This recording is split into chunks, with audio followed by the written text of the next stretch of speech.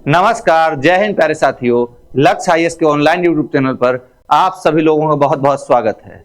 आप समझ चुके होंगे पीछे का नजारा देखकर कि आज हम किस मुद्दे पर बात करने वाले हैं। दरअसल कल रात में एक स्ट्राइक की गई, एयर स्ट्राइक अमेरिका के द्वारा, वो भी सीरिया पर। तो आज हम बेसिकली इस स्ट्राइक के पीछे क्या वजह थी, इसकी बारीकियों को समझने का प्रयास करेंगे, जानने की कोशिश करेंगे कि सीरिया पर स्ट्राइक क्यों की गई है, सीरिया पर जो गृह युद्ध चल रहा था वो क्या था। अपने संक्षिप्त वीडियो में आज इन सभी टॉपिक पर हम लोग बातचीत करेंगे। चलिए एक एक करके बढ़ते हैं। पहले तो देख लीजिए, ये जो खूंखार चित्र आपको नजर आ रहा है ये उसी एयर स्ट्राइक का है, क्योंकि एयर स्ट्राइक के बाद इसी प्रकार का हाल हो जाता है, चाहे एयर स्ट्राइक भारत के द्वारा पाकिस्तान पर की जाए या अमेरिका के द्वारा सीरिया पर। कुछ कुछ सेम तस्वीर नजर आती हैं। ये देख लीजिए, ये जो फाइटर प्लेन आप देख रहे हैं ना, इसी प्रकार से गोला बरसाते हैं। एकदम खतरनाक खौफनाक माहौल हो जाता है, हर व्यक्ति दहशत में जीता है। एक तरफ तो इनकी आवाज जब कानों पर पड़ती है पता ही नहीं कहां गिरने वाला है बम। लेकिन कोई भी देश हो, लोकतांत्रिक देश, ध्यान रखते हैं कि हम जो स्ट्राइक करने जा रहे हैं वो स्ट्राइक सिविलियंस के ऊपर ना हो, यानी कॉमन पीपल नहीं मारा जाए। वैसे तो सबसे लास्ट में एक विकल्प चुना जाता है अटैक करने का, लेकिन जब अटैक करना भी पड़े तो हर देश ख्याल रखता है कि ज्यादा नुकसान ना हो, और नुकसान भी हो तो उन लोगों का हो जो टेररिस्ट हैं, जो आतंकी हैं, या जिन लोगों ने नुकसान पहुंचाने की कोशिश की है। बाकी कॉमन सिविलियंस इसमें इन्वॉल्व ना हो, तो ये हर देश ध्यान रखता है। लेकिन फिर भी इस प्रकार के जब तबाही भरे मंजर नजर आते हैं तो लगता है कि कैसे ऐसा हो सकता है कि सिर्फ आतंकवादी ही मारे जाएंगे, कैसे ऐसा हो सकता है कि कोई कॉमन पीपल इसके अंदर नहीं मारा जाएगा। वो सब अलग बात है। ये देखिए एकदम, हाँ, अमेरिका पूरी दुनिया में जहां कहीं भी खलबली मचानी हो, अमेरिका से कह दीजिए। अमेरिका इस मामले में एक्सपर्ट है। अमेरिका ने एक लंबे समय में 1945 से लेकर आज तक दुनिया के हर क्षेत्र पर किसी न किसी रूप में खलबली मचाने की पूरी कोशिश की है, और इसमें सफल भी रहा है। इसका बेस्ट एग्जाम्पल आप देख सकते हैं अफगानिस्तान, जहां अभी कुछ वर्ष पहले वापसी हुआ है, लेकिन वहां पूरा एकदम 20-25 वर्ष तक एकदम चैन के साथ बैठा रहा है ना। उसके बाद फिर से वहां तालिबानी शासन आ गया है। तो चलिए जानने की बात यह है कि आखिर ये क्यों चर्चा में है, एक एक पॉइंट को समझेंगे।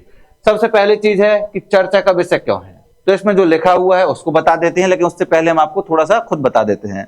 दरअसल बात है 13 दिसंबर की, यानी आज हम लोग लगभग 7 दिन आगे आ चुके हैं। 7 दिन पीछे जाइए। 13 दिसंबर को अमेरिका में क्या हुआ? अमेरिका में कुछ नहीं हुआ, सीरिया में हुआ। सीरिया में अमेरिका के सैनिकों पर हमला हुआ और 2 सैनिकों को अपनी जान गंवानी पड़ी, और साथ में एक सिविलियंस को अपनी जान गंवानी पड़ी।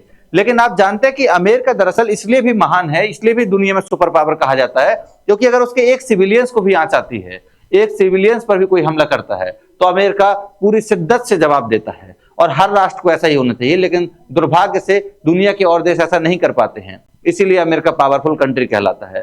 तो अमेरिका में 13 तारीख को क्या हुआ, सीरिया में अमेरिका के 2 सैनिकों को और उनके एक सिटीजन को जान गंवानी पड़ी। सब कोई समझ चुके थे इसका कुछ ना कुछ खामियाजा सीरिया को भुगतना पड़ेगा। यह हमला सैनिकों पर किया गया था आईएसआईएस के द्वारा।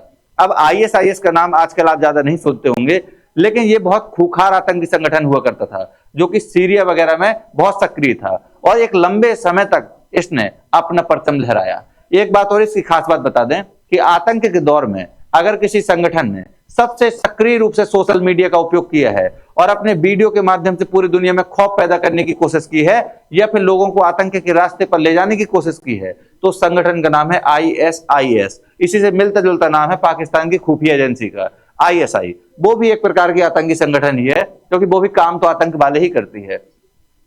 तो यहां आप समझ सकते हैं कि एक आतंकी संगठन जो अब लगभग निष्क्रिय है, एक समय इतना सक्रिय था कि पूरी दुनिया में इसका खौफ था। जहां कहीं ब्लास्ट हो रहा आईएसआईएस करा रहा, क्योंकि आईएसआईएस ने बेसिकली नेटवर्किंग साइट का, सोशल मीडिया का इतना भयानक रूप से उपयोग किया था कि आतंक को कुछ समय के अंदर ही पूरी दुनिया में फैला दिया था। तो यहां पर बेसिकली एक हमला होता है, उसमें अमेरिका के सैनिक और अमेरिका के सिटीजन को जान गंवानी पड़ती है।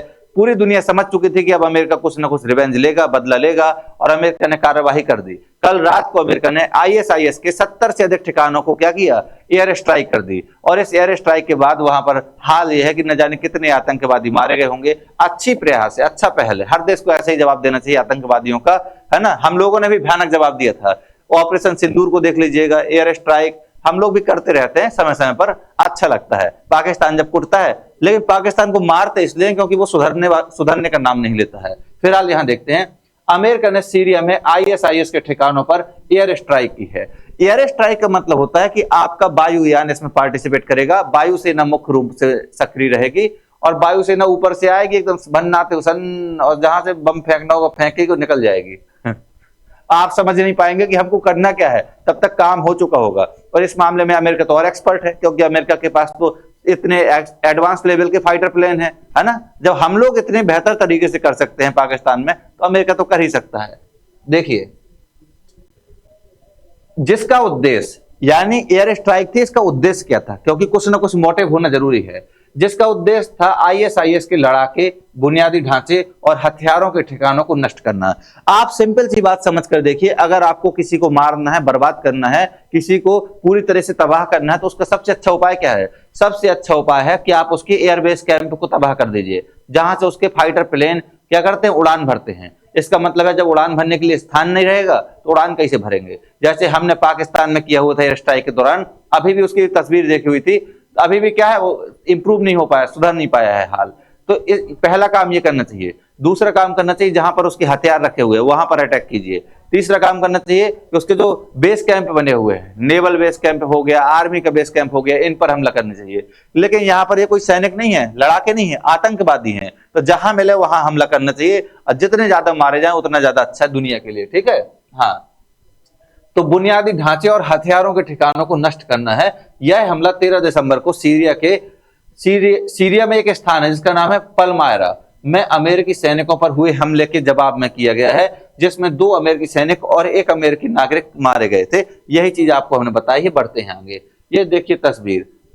अमेरिका सेना के मामले में ऐसा दिखता है ना, एकदम खौफ में आ जाती है पूरी दुनिया। हालांकि वियतनाम अकेला एकमात्र देश है जिसने अमेरिका को भी नाक में दम कर दिया था। अगर कभी मौका मिले तो पढ़िएगा, अमेरिका और वियतनाम का जो युद्ध हुआ था उसके दौरान वियतनाम के लोगों ने किस प्रकार से, छोटी सी संख्या ने किस प्रकार से अमेरिका की इतनी बड़ी सेनाओं को तबाह कर दिया था, पस्त कर लिया था, हार मानकर भागना पड़ा। बाकी दुनिया में तो अमेरिका तबाही काटता है। आईएसआईएस के 70 से अधिक ठिकानों को निशाना बनाया गया है, ठीक है। अमेरिकी रक्षा सचिव, अब रक्षा सचिव कौन है? इनका नाम है पीट हेग्सेस। इंपॉर्टेंट है, क्योंकि अगर कोई भी स्ट्राइक होती है तो सबसे इंपॉर्टेंट क्या होता है कि वहां के रक्षा मंत्री, रक्षा सचिव और गवर्नमेंट जो स्टेटमेंट देती है वही सबसे इंपॉर्टेंट होता है। तो देखते हैं क्या कहा है। अमेरिकी रक्षा सचिव पीट हेग्सेस ने कहा है कि यह हमला आईएसआईएस के लड़ाकों, बुनियादी ढांचे और हथियारों के ठिकानों को खत्म करने के लिए किया गया है। उन्होंने कहा कि यह किसी युद्ध की शुरुआत नहीं है बल्कि प्रतिशोध की घोषणा है। यानी यहां पर जो हमला हुआ इसको ये मत समझिए कि युद्ध की शुरुआत हो रही है। युद्ध का मतलब क्या होता है कि आपने हमला किया, फिर दूसरे ने आप पर किया, फिर आपस में लड़ने लगे। यहां कहा गया युद्ध नहीं है, ये प्रतिशोध है। प्रतिशोध का मतलब है कि आपने हमारे सैनिकों को, हमारे नागरिकों को क्षति पहुंचाई है, हम कैसे छोड़ देंगे आपको। तो ये होता है प्रतिशोध, ठीक है। हर कोई प्रतिशोध लेता रहता है, ये देखिए। और देखिए, हमले में F-15 ईगल जेट और A-10 थंडरबोल्ट ग्राउंड अटैक विमान और AH-64 अपाचे हेलीकॉप्टर का इस्तेमाल किया गया है। अपाचे हेलीकॉप्टर को तो आप जान ही रहे होंगे, अभी 3 हेलीकॉप्टर हम लोगों ने मंगाए हुए हैं ना, 3 हेलीकॉप्टर हमारे देश में आ चुके हैं और इसको लेकर प्रॉपर डील हुई थी। बाकी आप सब जानते हैं, करंट अफेयर में पढ़ाया हुआ क्लास में। तो यहाँ जो एक विमान देख रहे हैं कितना खतरनाक लग रहा है एकदम। हाँ, जो डिफेंस में होता है उनका अलग ही रुतबा होता है। वो ये कार और मर्सिडीज को ध्यान नहीं देते, उनको ये उड़ाना होता है। इसमें मजा है जो वो कहीं नहीं है, ठीक है। आगे देखिए, अमेरिकी रक्षा विभाग ने कहा कि फरवरी 2021 तक सीरिया में लगभग 900 अमेरिकी सैनिक तैनात थे। 19 दिसंबर 2024 को असद शासन के पतन के बाद पेंटागन बेसिकली अमेरिका का रक्षा विभाग का डिपार्टमेंट है, ठीक है, ने खुलासा किया कि सीरिया में लगभग 2000 अमेरिकी सैनिक थे और यह भी कहा कि यह वृद्धि अस्थायी थी और हाल ही में महीने में हुई थी। बेसिकली अमेरिका क्या है कि सीरिया में, जब सीरिया गृह युद्ध की बात करेंगे तो उसके पहले थोड़ा सा ये समझ लीजिए, सीरिया में गृह युद्ध 2011 में शुरू हुआ था। उसके बाद पूरी दुनिया के जो बड़े देश थे, जो अपने आप को कहते हैं कि हम क्या हैं, चाचा चौधरी हैं, उनका इंटरफेयर बढ़ जाता है। जब भी किसी देश में आंतरिक युद्ध होता है तो वहां पर दुनिया के बड़े देशों का इंटरफेयर बढ़ने लगता है। मजा लेने के लिए सब आते हैं ना, आग में हाथ सेकने के लिए, घी डालने के लिए, क्योंकि उनके भी हथियार बिक जाएंगे। मान लीजिए किसी देश में अंदर युद्ध चल रहा है, उसको और बढ़ावा देंगे और लड़ाएंगे, तो वहां हथियारों की डिमांड बढ़ जाएगी, उनका मार्केट चलने लगेगा। क्या होता है कि अपनी अपनी बस्तियां बसी रहें, बाकी चाहे दुनिया खंडर बन जाए, यही हाल है। तो यहाँ पर सीरिया गृह युद्ध जब हुआ था उसके बाद से अमेरिका ने अपना इंटरफेयर किया, सैनिकों की तादाद में वृद्धि की। तो वही बताया गया कि सैनिकों की तादाद में वृद्धि की गई थी समय के साथ। अब बात कर लेते हैं सीरिया गृह युद्ध, इसके बारे में थोड़ा सा जानना जरूरी है। सीरिया गृह युद्ध एक जटिल और बहुस्तरीय संघर्ष है जो 2011 में शुरू हुआ था। यह युद्ध सरकार और विपक्षी समूह के बीच चल रहा है जिसमें कई अंतरराष्ट्रीय खिलाड़ी शामिल हैं। अब यहाँ पर यह कहा गया है कि गृह युद्ध का मतलब होता है जैसे आपके घर में गृह युद्ध होता है, अब किन के बीच होता है तो आप ही जानते होंगे। तो जो गृह युद्ध होता है, एक गृह युद्ध में एक ही देश के अंदर कुछ समूह अलग होते हैं, कुछ समूह अलग होते हैं। हो सकता है कि कुछ विपक्ष के लोग हैं वो सरकार से लड़ें, या हो सकता है कि सरकार ही किसी विपक्ष के समूह से लड़ रही हो। तो ये होती है गृह युद्ध के हालात। तो गृह युद्ध में क्या हुआ कि दुनिया के कई बड़े अंतरराष्ट्रीय खिलाड़ी शामिल हो गए। शामिल हो गए का मतलब है कि वो भी अपना इंटरफियर यहां करने लगे। कोई एक समूह का, देखिए जब दो खिलाड़ी होंगे किसी युद्ध में तो कोई इसका साथ देगा, कोई इसका साथ देगा, यही वहां चलने लगा। ठीक है, देखते हैं आगे। अब एक सवाल उठता है कि यहाँ गृह युद्ध हुआ, लेकिन इसके पीछे कारण क्या था? तो आप जानते हैं कि किसी देश में गृह युद्ध क्यों होते हैं। नेपाल में अभी जो सत्ता परिवर्तन हुआ वो क्यों हुआ? गरीबी, बेरोजगारी, भुखमरी पर ध्यान न देकर अपने बच्चों को एकदम वीआईपी ट्रीटमेंट दे रहे हो तो होगा ही। यहाँ पर क्या हुआ था? बेरोजगारी थी बहुत बड़े पैमाने पर, रोजगार पर ध्यान ही नहीं दिया गया, भ्रष्टाचार था, यानी सरकार का खर्च पैसा जो आता था ना वो ऊपर के लोग खा जाते थे, देश गया भाड़ में, विकास ही नहीं हो रहा उसका। और राजनीतिक स्वतंत्रता की कमी, यानी अगर आपने कुछ बोल दिया, आपने किसी सरकार के खिलाफ कुछ बोल दिया, पता पड़ा कि आपको पुलिस धर ले गई, पता ही नहीं कहाँ गए आप, गायब हो गए, या फिर झूठे केस आप पर लाद दिए गए। इसका मतलब है आपको कुछ बोलने ही न दिया जाए। जैसे आज के समय में हमारी मीडिया है, मीडिया चाटुकारिता कर रही है ना, उसी प्रकार से, हालांकि मीडिया तो पैसे खाकर कर रही है, कोई दिक्कत नहीं है। आगे देखिए, सरकार की हिंसक कार्रवाई के खिलाफ विरोध प्रदर्शन, यानी सरकार लोगों पर कार्रवाई करती थी और हिंसक कार्रवाई, जैसे आपने सरकार पर कुछ बोल दिया, सरकार ने कहा गोली चलाने का ऑर्डर दे दिया, मर गए 2-4 लोग, 10 लोग, 50 लोग, कोई फर्क ही नहीं पड़ा। जब ऐसा होगा तो एक समय बाद लोगों के अंदर ना मरने का डर खत्म हो जाता है। कहा जाता है कि किसी को इतना मत सताओ कि उसके अंदर मरने का डर ही खत्म हो जाए, नहीं तो फिर वो सबसे खतरनाक हो जाता है। तो इसी कारण से क्या होता है, गृह युद्ध होते हैं। सुन्नी मुसलमानों और अलावी समुदाय के बीच तनाव, ये इंटरनल धार्मिक स्तर पर जो तनाव था उसी कारण से भी गृह युद्ध को बढ़ावा मिला। ईरान, रूस और हिजबुल्लाह का समर्थन सरकार को। अब देखिए ईरान जो कि आज खुद देख ही रहे कितना परेशान चल रहा है रूस और हिजबुल्लाह, इनका समर्थन किसको था? सरकार को था। अब बाहरी सपोर्ट अगर सरकार ले रही है उसके बाद लोगों को प्रताड़ित कर रही है, डेफिनेटली आप जानते हैं कि लोगों से ज्यादा पावरफुल थोड़ी सरकार होती है, क्योंकि किसी भी देश में लोगों की आबादी बहुत ज्यादा होती है। अगर वो यूनाइट हो गए और सरकार को उखाड़ फेंकने की कसम खा ली तो फिर कोई नहीं रोक सकता है। तुर्की, पश्चिमी देशों और खाड़ी अरब राज्यों का समर्थन विपक्ष को था। देख रहे हैं, हमने एक लाइन कही थी कि जब भी किसी घर में लड़ाई होती है ना तो बाहर के लोग रोटियां सेकने के लिए आ जाते हैं और देखते हैं कि कुछ इस साइड हो जाएंगे, कुछ इस साइड हो जाएंगे। यहां भी आप देखिए, ईरान, रूस और हिजबुल्लाह का समर्थन सरकार को था, तुर्की, पश्चिमी देश और खाड़ी अरब देशों का समर्थन किसको था? विपक्ष को था। लड़ो भाई, हम लोग तमाशा देखेंगे, वही हाल है। यहाँ गृह युद्ध के परिणाम क्या हुए, परिणाम भी जानना जरूरी है, सीख लेना जरूरी है कि जब किसी देश में युद्ध होता है तो उसके कितने खतरनाक परिणाम आते हैं। 5 लाख से अधिक लोग मारे गए, 1 करोड़ 20 लाख से अधिक लोग विस्थापित हुए। विस्थापित का मतलब है जैसे बांग्लादेश में अभी स्थिति चल रही है ना, तो बांग्लादेश में हिंसक गतिविधियां हो रही हैं। अभी बॉर्डर सिक्योरिटी फोर्स के द्वारा अलर्ट जारी कर दिया गया है, बीएसएफ के द्वारा, क्योंकि वहां से बहुत बड़े पैमाने पर लोगों की घुसपैठ की संभावना है। तो ये होता है विस्थापन। समझ में आ रहा? युद्ध के कारण, क्लाइमेट चेंज के कारण या कोई प्राकृतिक आपदा आ जाए तो लोग भागने लगते हैं और जो पड़ोसी देश होता है उसमें घुसने की कोशिश करते हैं, ये होता है विस्थापन। अगर वो शरण दे देगा तो शरणार्थी कहलाओगे, नहीं तो अवैध घुसपैठ ही कहलाओगे। ठीक, देश की अर्थव्यवस्था और बुनियादी ढांचे का विनाश, ये भी एक बहुत बड़ा कारण हुआ, परिणाम हुआ कि भाई किसी देश में युद्ध होगा तो सीधी बात है बुनियादी ढांचा का विनाश तो होगा ही होगा। सड़कें या रेलवे, रोडवे, हाईवे, पाइपलाइन, सब कुछ तबाह होगा, बिल्डिंग है।